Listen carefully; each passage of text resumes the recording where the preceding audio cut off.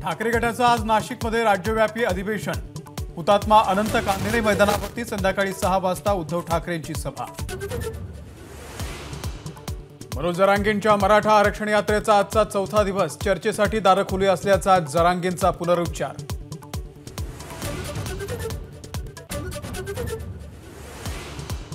मराठा समाजाचं राज्य मागासवर्ग आयोगाकडून आजपासून सर्वेक्षण। 23 ते 31 जानेवारीच्या दरम्यान 36 जिल्हे, 27 महानगरपालिका आणि 7 कॅन्टोन्मेंट बोर्डमध्ये सर्वेक्षण होणार।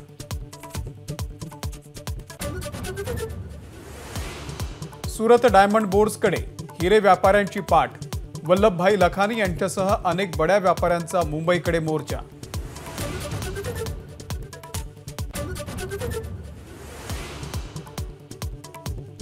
राष्ट्रवादी आमदार अपात्रता प्रकरणामध्ये आज विधिमंडळामध्ये सुनावणी।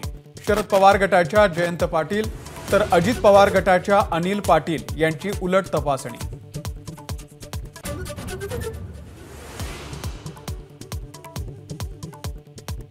जोगेश्वरी कथित भूखंड घोटाळा प्रकरणामध्ये ठाकरे गटाचे आमदार रवींद्र वायकर यांची आज ईडी चौकशी।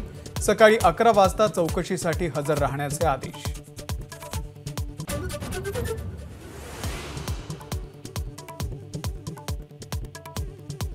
पिंपरी चिंचवडमध्ये लाकडाच्या वखारीला भीषण आग। आगीमध्ये होरपळून 2 सख्ख्या भावांचा मृत्यू।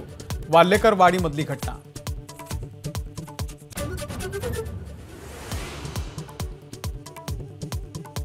अयोध्येमधील राम मंदिर आजपासून भाविकांसाठी खुलं। सकाळी 8 ते दुपारी 12 आणि दुपारी 3 ते रात्री 10 पर्यंत रामाचं दर्शन घेता येणार।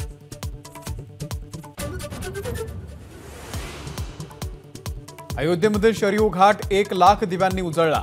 देशभरामध्ये दीपोत्सव। रामज्योती लावून घराघरात दिवाळी।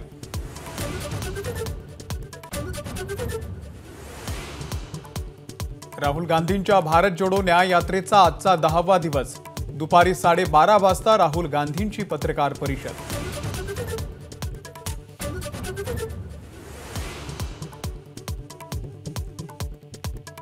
श्रीकृष्ण जन्मभूमी आणि शाही ईदगाह मशीद प्रकरणामध्ये आज सुप्रीम कोर्टात सुनावणी।